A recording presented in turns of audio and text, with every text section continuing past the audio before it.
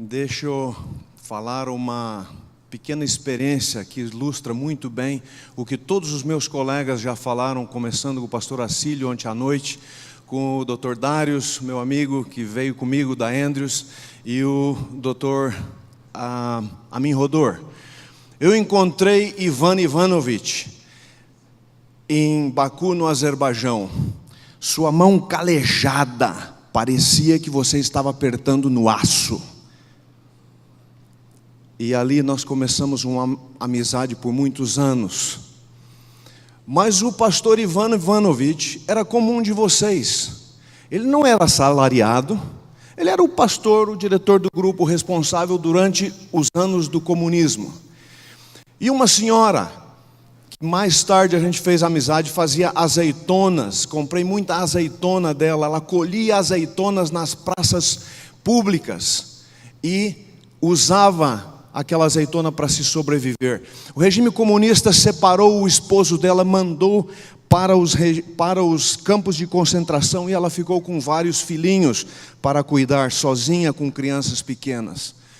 E Ivan Ivanovich, ela me contou essa história. Você está falando, né, pastor Amin, sobre diaconia, sobre o serviço, mandar ajuda. Palavra no grego, né? Eis diaconia, enviar auxílio. E lá em Antioquia os cristãos foram chamados pela primeira vez de cristãos, porque ajudaram o próximo. O pastor Ivan Ivanovich, por 17 anos, ele trabalhou numa fábrica de dia para sustentar a sua família, e de noite para sustentar a família da irmã Nina, cujo esposo havia sido enviado para a Sibéria. Isso para mim é amar a Deus, porque nós só conseguimos amar a Deus quando nós amamos o nosso semelhante. E um dia o pastor Ivan Ivanovich, depois da quebra do comunismo, ele conseguiu ganhar um pequeno salário da igreja, $82 por mês. Talvez uns R$250 mais ou menos por mês. Para vocês terem uma ideia, nessa época, R$250 dava só no máximo para comprar o pão. Um pão, né? Com 20 fatias, 16 fatias, para comer durante todo o mês, fora as várias outras coisas. Ele veio e me pediu, eu era o diretor da ADRI, Missão Global nessa época, na região lá do Azerbaijão, de Nakhchivan, da Ásia Central, da Armênia, da Geórgia, da Daguestão, nessa região aí, fronteira com a Turquia, com o Irã. Ele me pediu: Wagner, o senhor tem um pouquinho de dinheiro para me emprestar para comprar um apartamento? Aí eu pensei assim, barbaridade. Minha esposa e eu havíamos feito um trato de não emprestar dinheiro para ninguém, por experiências negativas anteriormente, né? A gente fez um trato, nós damos. A gente empresta, mas na nossa cabeça como se fosse dado. Nós tínhamos saído da América nessa época, havíamos vendido um carro, e a menina, a senhora que comprou o carro, ia pagando por mês uns pingadinhos, às vezes $37,25, às vezes $80. E ela foi pagando, praticamente estava no final, quando ele me pediu dinheiro. Todo o dinheiro daquele carro nós pegamos e demos para o pastor comprar o primeiro, com 80 anos de idade, o primeiro apartamentozinho para a sua família. Ele e a esposa tinham alguns filhos. Passou uns 3 ou 4 anos, ele veio e me devolveu o dinheiro. Eu digo: Senhor, o que eu faço com esse dinheiro agora? Porque na nossa cabeça a gente já tinha dado, né? Assim que Deus nos abençoa, nós só conseguimos. Não existe você querer enrolar você mesmo, dizendo assim: eu amo a Deus. Você não vê Deus, você não sabe se Deus existe, você não consegue provar a existência dele. Não. Se você não amar o seu próximo. E com o dinheiro que eu recebi de volta, alguém disse: tem um músico na igreja adventista, ele era pastor, ele fazia música, que se converteu cantava em diferentes lugares, era muito bom músico, se converteu. E alguém me disse, pela primeira vez nós temos a oportunidade de gravar uma fita cassete. Não era CD, nem DVD, nem essas coisas. Era a fita cassete naquela época. De músicas adventistas na língua azerbaijane. Lá foi aquele dinheiro de volta. E a minha esposa diz, quando é que eu vou ver o dinheiro do nosso carro? Deus faz, muitas vezes na nossa vida, um fundo que Ele revolve. Ele vai e Ele vem, e Ele vai e Ele vem. E eu já ganhei muito mais de Deus do que eu já dei. E eu não sei, eu acho que não existe nenhuma pessoa aqui que pode dizer assim, eu já dei muito mais do que eu ganhei de Deus. Você pode declarar isso? Eu já dei muito mais do que Deus me deu. Na minha vida, eu sou um testemunho. Uma testemunha que Deus já me deu muito mais do que eu já dei para ninguém. Aliás, eu acho que o senhor é muito egoísta. Olhando para o meu coração, ele é muito egoísta. Eu tenho que dar muito mais. Ellen White diz o seguinte. Vamos lá. O título que eu dei para essa palestra, a encarnação como missão. Seguindo o exemplo e o mistério da cruz no discipulado. É um mistério, é um escândalo e é loucura. Ellen White fala o seguinte. Cristo veio à terra entenebrecida pelo pecado para revelar a luz do amor de Deus, para ser Deus conosco. O pastor Darius nessa manhã falou, nós devemos ser Cristo para as pessoas. Para ser Deus conosco. Cristo veio ser o discípulo de Deus. Você já pensou Cristo como o discípulo de Deus? Ser Deus conosco. Vindo habitar conosco, Jesus devia revelar Deus tanto aos homens como aos anjos. Uau, que mistério, né? Ele era a palavra de Deus, o pensamento de Deus tornado audível. Imagina os pensamentos de Deus expostos, tornado audível ao ser humano, não só a você e a mim, ser humano, mas aos anjos também, as criaturas do universo, os seres não caídos. Isso é sublime demais.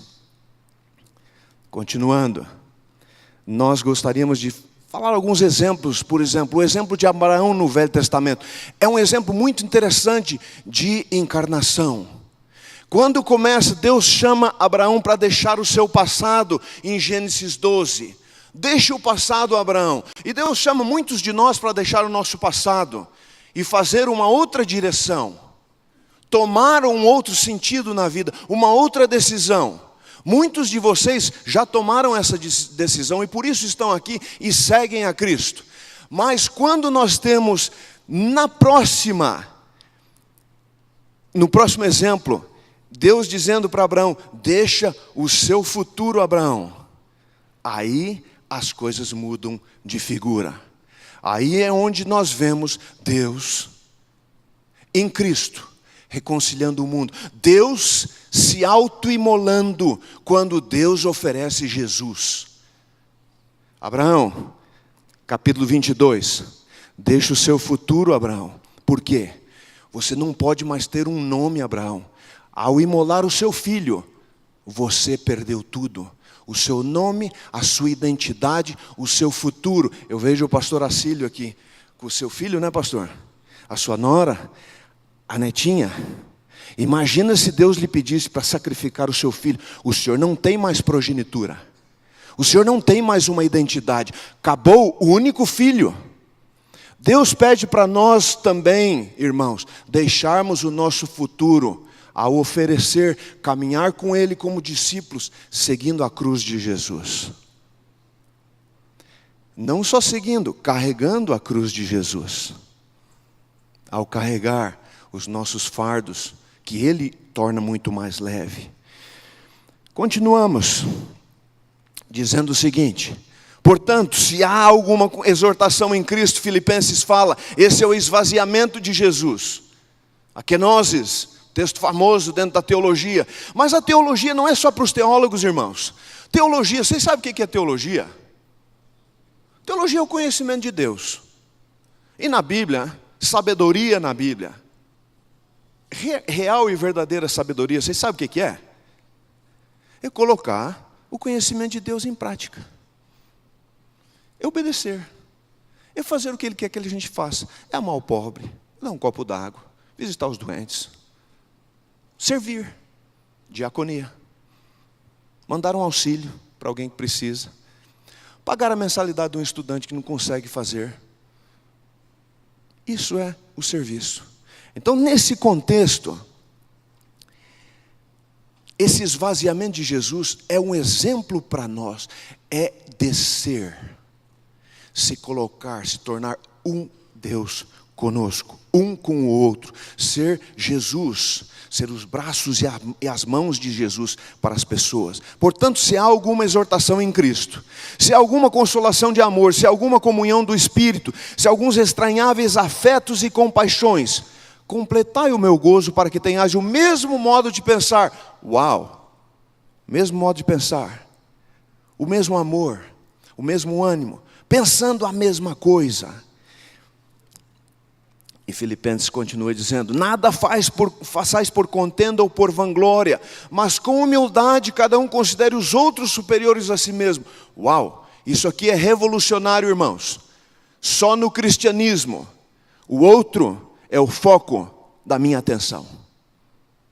Só no cristianismo o outro é o foco da atenção do pastor Ivan Ivanovic, que por 17 anos ele trabalha de noite para sustentar uma família numa fábrica, e de dia para sustentar a sua família. Ele era um pastor simbólico, cuidava do rebanho numa igreja chamada Catacumba, que era uma igreja escondida atrás de um outro prédio pequenininho, no fundo de um terreno. E lá eles amava, cuidava e nutria o rebanho que Deus tinha dado para ele. Depois de trabalhar 5 ou 6 dias, de noite e de dia. E outra coisa, irmãos, eu sei que vocês estão preocupados com o almoço, eu também estou com fome, obviamente. Mas essa igreja que eu frequentei por vários anos, eles não iam para casa ao meio-dia, eles queriam ficar na igreja.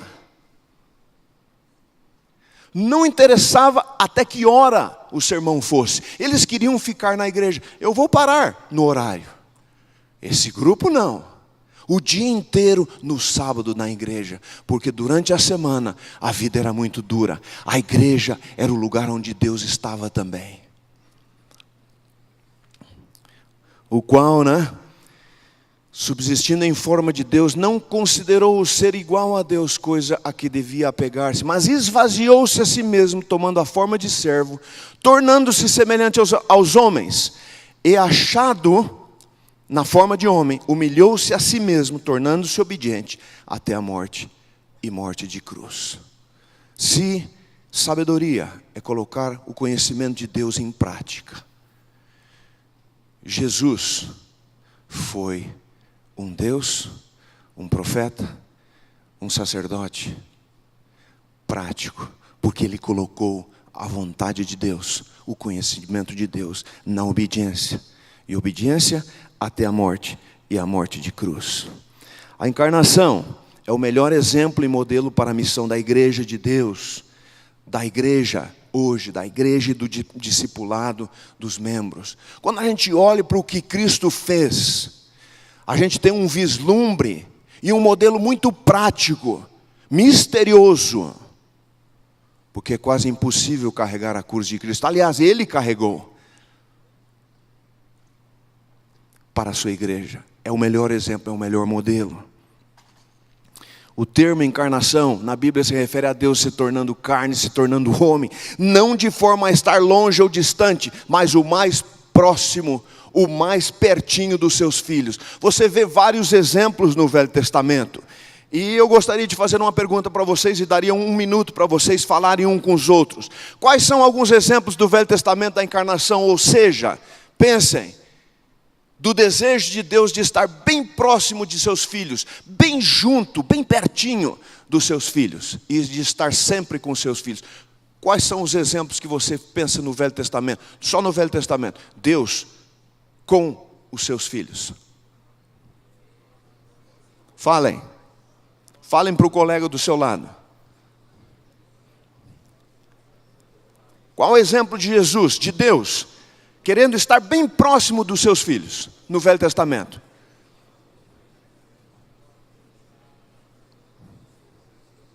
Bom, continuem falando. Porque depois você vai ver se você acertou ou não. Vai falando.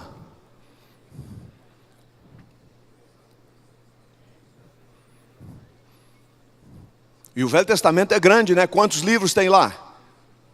39, vocês sabem muito bem disso. Mas quais alguns exemplos de Deus bem pertinho das pessoas fisicamente?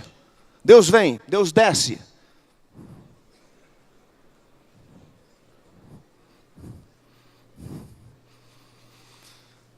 Deus andava com Adão e Eva no jardim do Éden, pessoalmente. Que mais? A sarça de fogo ardente que não se queimava. Que mais? O santuário.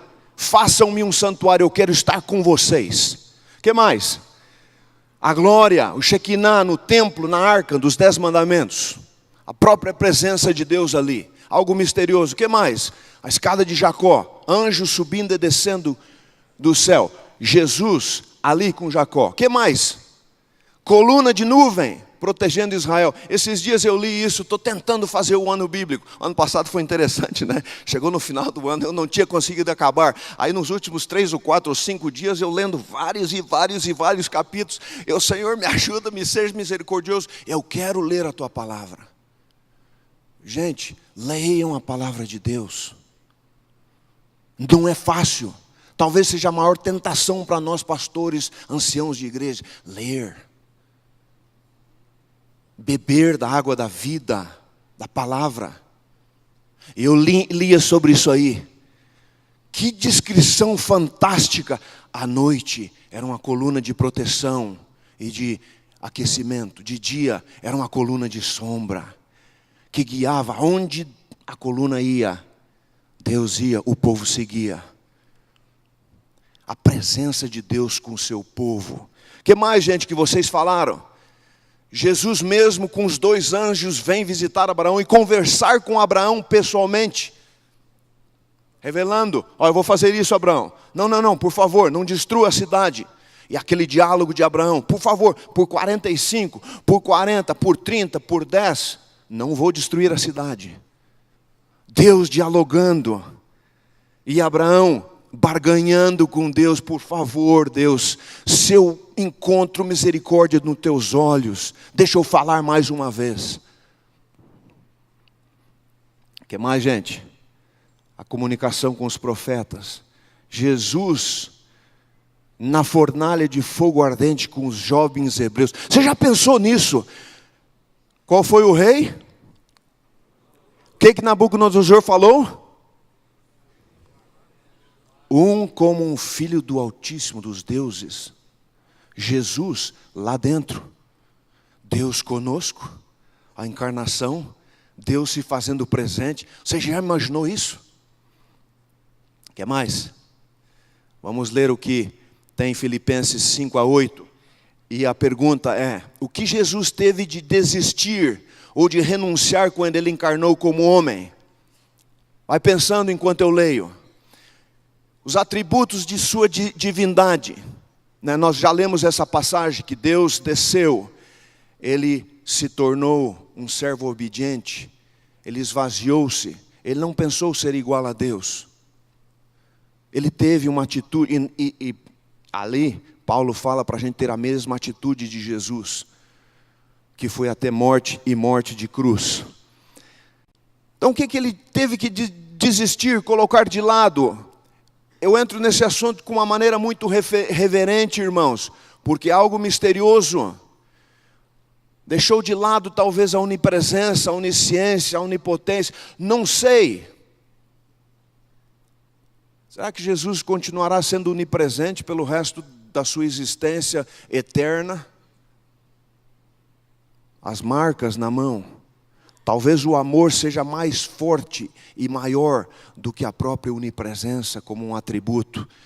coisas para nós pensar, não para discutir e debater, mas para nós de joelhos adorar, prostrados perante Deus.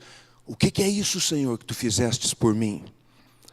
O que mais? Adoração dos anjos. Deixou a presença do céu, então deixou essa adoração dos anjos quando Ele desceu essa terra. O que mais? Sua glória. Não tinha glória nenhuma. Veio nascer numa manjedoura ali, numa estrebaria. Imaginaram isso? O que mais? A atmosfera e a realidade do céu. Aquele lugar perfeito de santidade. Um lugar onde há harmonia, a paz. Todos tentando contribuir para o bem do outro, não para o bem de si mesmo. Em todos os aspectos da vida. O que mais? A companhia pessoal de Deus. Ele teve que se afastar um pouco disso. Sua posição. Deixou de ser rico, se tornou pobre. A Bíblia fala claramente nisso. Se tornou servo. Deixou de ser servido, veio servir. Segundo Paulo, por que ele seguiu o exemplo de Jesus ao se aproximar das pessoas? Por que Paulo seguiu o exemplo de Jesus? É interessante. Quando eu me lembro do pastor Ivan Ivanovich, eu me lembro que ele seguiu o exemplo de Jesus. Muitos outros exemplos eu poderia contar. A passagem diz, pois sendo livre de todos, fiz-me escravo de todos. E o doutor Darius me falou que vai falar sobre isso, sobre se tornar escravo, servo. E a palavra que a Bíblia usa sim, não é só servo não, é escravo. Fiz-me escravo de todos para ganhar o maior número de pessoas. O motivo que Paulo faz, o porquê Paulo faz, para ganhar o maior número de pessoas. Fiz-me como judeu, para com os judeus, para ganhar os judeus. E a gente poderia dizer assim, fiz-me como quem? Como os... Me dá um exemplo aí.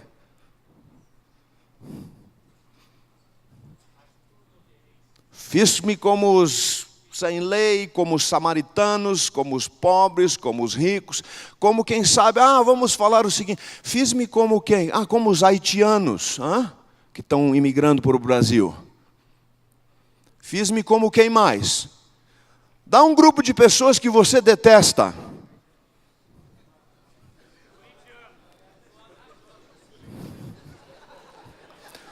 Dr. Darius falou que em futebol só amanhã, hoje não se pode falar. Pensa numa outra religião que você tem um rótulo na sua cabeça contra aquela religião, aquela denominação. Fiz-me como um...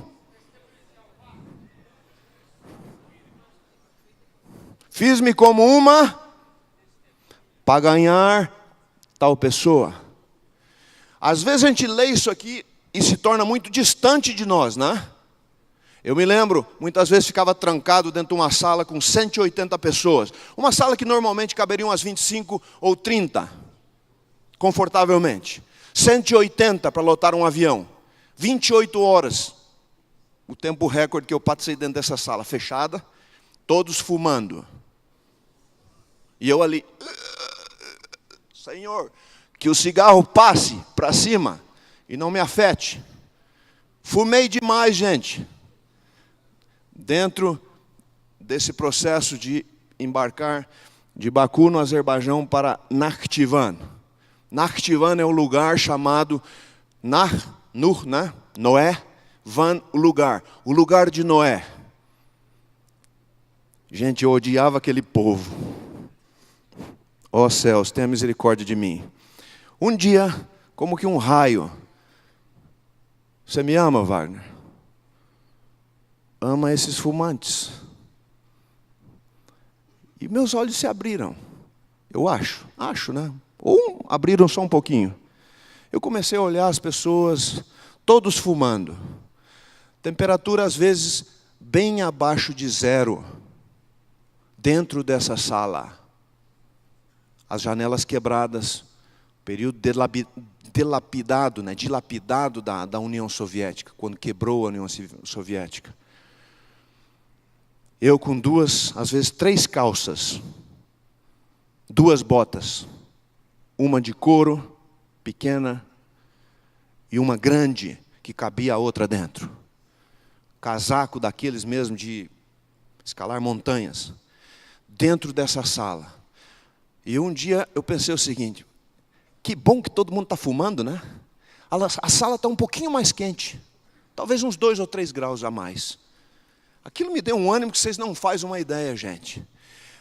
É tão complexo amar o semelhante quando ele é diferente. A gente simplesmente às vezes fala que ama. Amamos ninguém, gente. Amamos a gente mesmo.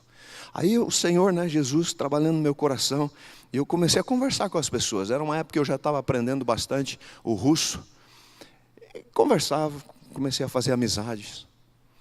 E muitas dessas pessoas que viajavam se tornaram os melhores amigos e os melhores defensores meu, da ADRA e da igreja. Porque Deus abriu meus olhos para não simplesmente me sentir assim: eu talvez tenha um pouco de alergia, esse cigarro está me matando. Não, vamos fumar junto com eles. Porque não há outra alternativa. E não estou dizendo, vocês estão me compreendendo, né, gente? Por favor, não me mal interpretam. Eu nunca coloquei um cigarro na minha boca. Eu não tinha outra opção. Eu me fiz como um deles na mesma embarcação. E Deus abençoou. Pastor Arcílio, eu estou tomando antibiótico essa semana, estou com uma tosse, mas Deus já me curou. No Rio fui até um médico, fui à farmácia. Não sei se é resíduo daquela fumação, né? Lá, naquele lugar. Para ganhar os que estão debaixo da lei, embora eu também não esteja debaixo da lei. Para os que estão sem lei, como se estivesse sem lei, não estando sem lei para com Deus, mas debaixo da lei de Cristo, Paulo fala, para ganhar os que estão sem lei. Fiz-me como fraco para com os fracos, para ganhar os fracos. Fiz-me tudo para todos, para por todos os meios chegar a salvar alguns. Ora, tudo faço por causa do Evangelho, para dele tornar-me participante. Eu tenho pensado ultimamente, não faz muito tempo, no seguinte: dentro da igreja, o Dr. Darius, o Dr. Amin Rodor falou bastante sobre a igreja. Dentro da igreja, a gente fala bastante mal uns dos outros, não é? Será que Jesus fala mal de nós para Deus? Você já pensou nisso? Será que Jesus faz fofoca? Fala mal de nós para Deus? Você sabe por que ele não faz? E ele tem todo o motivo para fazer. Por que ele não faz? Porque ele é Deus conosco. Por isso, quando você visita alguém que está no hospital, como resultado de um pecado, ele está no hospital. Se você realmente visitar essa pessoa e estiver com essa pessoa, Deus conosco para essa pessoa, eu duvido que você vai sair falando mal dessa pessoa, por pior que seja o crime.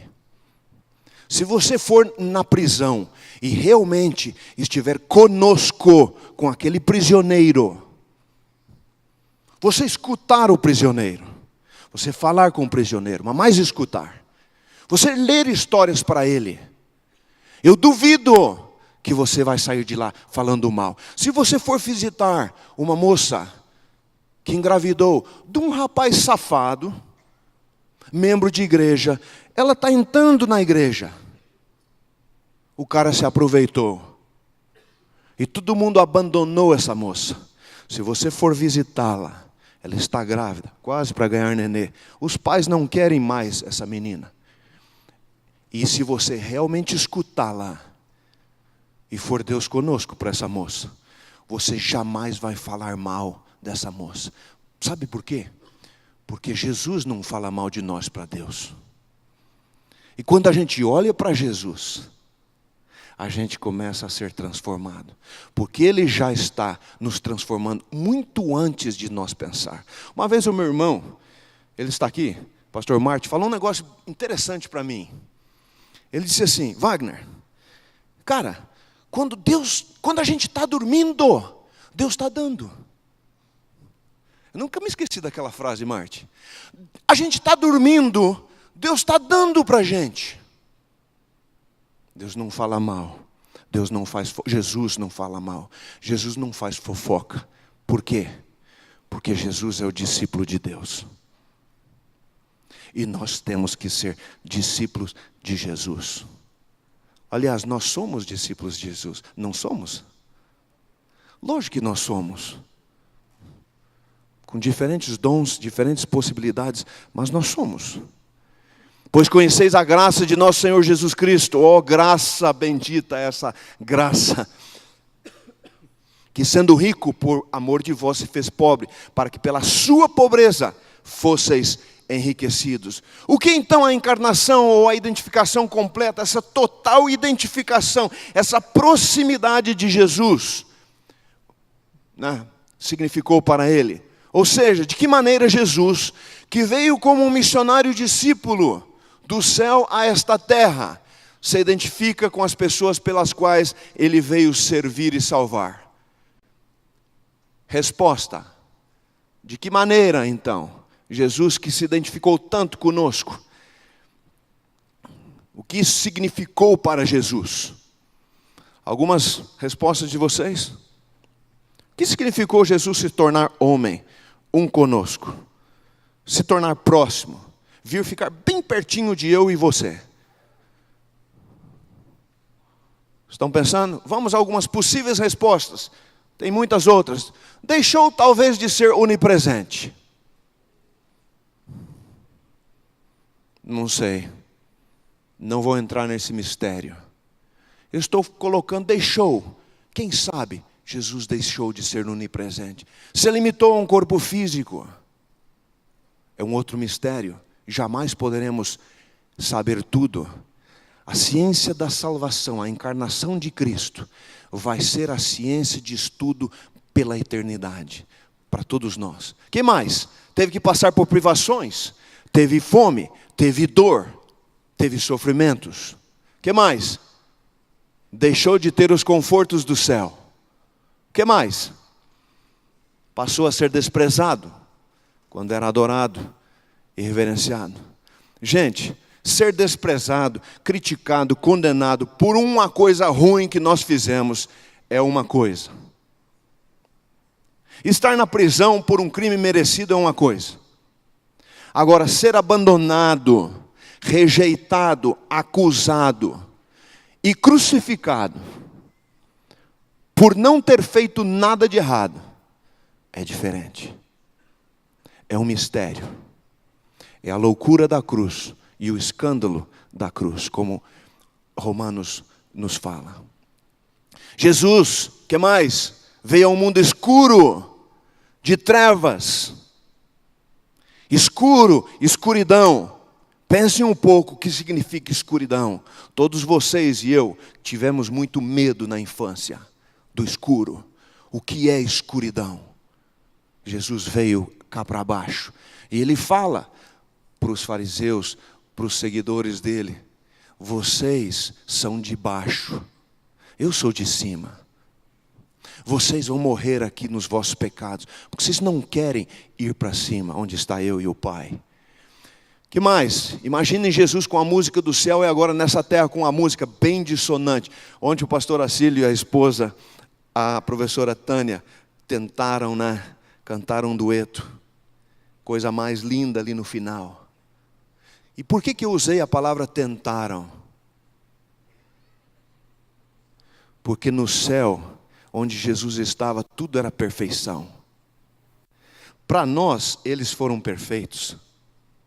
Mas imagina Jesus escutando as orquestras do céu e de repente vem e escuta a nossa música, a nossa mensagem especial no sábado. Que tremendo, né? Mas ele faz isso, ele se senta conosco. Ele assiste às nossas programações, inclusive diz: muito bem feito, meu filho. Eu gostei do que você fez. Ótima tentativa. Ótima tentativa. O que mais? Teve que comer uma comida muito diferente da comida do céu. Agora é meio complicado isso. Inclusive comer as próprias coisas, ou as criaturas, que ele mesmo criou. Forte, né? Ele criou o rabanete, a beterraba, a laranja. Aí ele está comendo o que ele criou. Ele criou o cordeiro. E nas festas, ele participando das ofertas, ele também teve que comer o cordeirinho. Ele criou o peixe. Acreditamos que ele comeu o peixinho.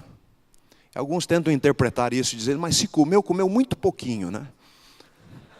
Vou deixar isso com a interpretação de vocês. O que mais, gente? Deixou de ser Deus por 9 meses. Uau, Wagner, não fale coisa complexa aqui. Você já imaginou Deus por 9 meses sendo protegido, sendo embalado em Maria? E o Santo Espírito, o ente, o Deus Santo Espírito que virá sobre você.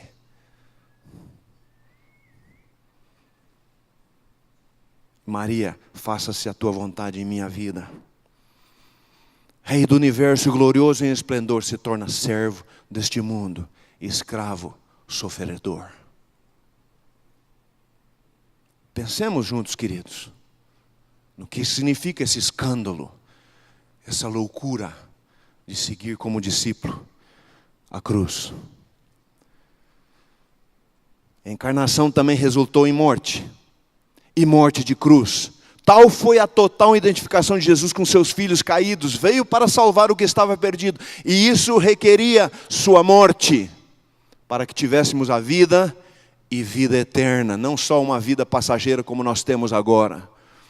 Então, entendendo tudo isso, compreendendo que atitudes devemos ter como discípulos missionários encarnados, seguindo o exemplo de Jesus. Ok, primeiro, atitude de servo, de escravo. Vocês homens, aliás, mandem, por favor, se você tem uma esposa, uma colega de trabalho na igreja que esteve no concílio da professora Tânia, no conselho, no congresso de mulheres, mande um abraço para sua esposa, para sua colega de ministério, da minha esposa, que ontem à noite ela me escreveu. Eu recebi hoje de manhã cedo, para mandar um abraço muito grande para a professora Tânia e para cada mulher que esteve aqui, lá no hotel, né, onde foi. Atitude de servo. Você serve a sua esposa? Você manda em todo mundo? Você serve? Difícil isso. É difícil para mim, estou falando para mim. Atitude de um aprendiz. Pastores, anciãos, nós amamos microfone. Nós não deveríamos usar muito menos o microfone e aprendermos muito mais. Atitude de um aprendiz. Atitude sensível, teve compaixão e misericórdia. É o tema desse final de semana. Leiam o que está no boletim, as referências a Ellen White. Não precisávamos nenhum sermão se a gente lesse parte daquilo que está escrito ali. O que mais? Se comovia pelas necessidades, estava interessado pelos outros, o seu foco era o outro, não era a si mesmo. A atitude de uma pessoa verdadeira, estar preparado, humilde e pronto a servir, boa vontade em considerar os outros melhores, estar focalizado em Cristo, estar aberto à direção do Espírito Santo. Então, Jesus via em cada alma alguém a quem devia ser feito o chamado para o seu reino. Aproximava-se do coração do povo, misturando-se com ele como alguém que lhe desejava o bem-estar. Procurava o povo nas ruas. Aonde? Nas ruas, nas casas particulares, nos barcos, na sinagoga, às margens do lago e nas festas nupciais. São exemplos. Como que nós poderíamos tomar o lugar de alguns desses exemplos hoje? Procurava as pessoas aonde? Vai respondendo aí. Esses dias eu estava viajando 10 mil metros de altura, né? Não, 10 quilômetros, 12 quilômetros de altura. E um muçulmano pega o tapetinho dele, sai, vai lá na frente, fala e discute, fala e discute, fala e discute com a aeromoça, por bastante tempo. Finalmente, a aeromoça e o aeromoço lá, comissário, né? Permitem. Ele estende o tapetinho, se ajoelha, se prostra em total prostração, com o rosto em terra, várias vezes, e está lá adorando, orando a Alá. Será que nós manifestamos esse interesse pelas pessoas diferentes? Será que nós temos esse compromisso que vamos contra as coisas normais estabelecidas, as regras? Eu fiquei pensando assim, nossa, será que eu teria coragem de me ajoelhar no meio desse avião aqui e fazer oração? Levava suas instruções às famílias, pondo-as assim no próprio lar, sob a influência de sua divina presença. A poderosa simpatia pessoal que dele emanava conquistava os corações. Simpatia, misericórdia, compaixão. Os textos que foi colocado no programa de vocês, que cada um tem, fala de tudo isso. Retirava-se muitas vezes para as montanhas a fim de orar a sós, mas isso era um preparo para o seu labor entre os homens na vida ativa. Sabedoria na Bíblia é colocar em prática o conhecimento de Deus. Na vida ativa, não era uma vida sedentária, inativa. Não existe nenhuma pessoa ou nação que seja perfeita em todos os hábitos e pensamentos. Então, gente, não só nação e pessoa, eu e você somos totalmente imperfeitos. Portanto, Deus deseja que as diferentes nacionalidades, que as diferentes personalidades, que as diferentes pessoas que se misturem umas às outras a fim de serem unidas em julgamento e propósito. Então, a união que existe em Cristo será exemplificada. Embora judeu, comunicava livremente com os samaritanos. Embora adventista do sétimo dia, comunicava-se livremente com quem? Vai falando aí, gente. De quem você não gosta. De quem você tem um rótulo negativo. Embora judeu, embora adventista do sétimo dia, comunicava-se livremente com quem? Fala, gente. As pessoas que a gente não gosta, de outras religiões, de outras nacionalidades. Dormia sob o seu teto, comia às suas mesas e ensinava as suas ruas. Nunca se contaminou com ninguém, porque Ele era Deus conosco. Nunca houvera um evangelista como Cristo. Ele era a majestade dos céus, mas Ele se humilhou para tomar nossa natureza, para encontrar os homens onde eles se encontram, onde eles estão. E assistia às suas festas e às grandes cerimônias anuais da nação e falava sobre assuntos celestiais. Se você tem algum problema com alguma festinha, vá na festinha. Use a oportunidade para falar de assuntos celestiais. Você não vai ficar criticando a festinha, não. Fale sobre assuntos celestiais, eternos. Enquanto ajudava os pobres, olha só. Jesus estudava também os meios de alcançar os ricos. Aceitava-lhes os convites, assistia às suas festas, tornava-se familiar com os interesses e ocupações deles, para que conseguisse ganhar acesso aos seus corações e revelar-lhes as incorruptíveis riquezas. Completai o meu gozo, para que tenhais o mesmo modo de pensar, tendo o mesmo amor, o mesmo ânimo, pensando a mesma coisa. A encarnação é algo tremendo, irmãos. Ser Deus conosco para as pessoas. Assim nada façais por contenda ou por vanglória, mas com humildade cada um considere os outros superiores a si mesmo. Não olhe cada um somente para o que é seu, mas cada qual também para o que é dos outros. E tende vós o mesmo sentimento que houve em Cristo Jesus.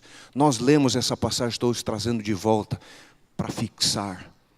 Eu me lembro, uma vez eu fui visitar um programa de emergência nas montanhas, perto do Monte Ararat, talvez uns 50 quilômetros do Monte Ararat, onde a gente acredita, a Bíblia revela, que a arca de Noé baixou sobre o Monte Ararat.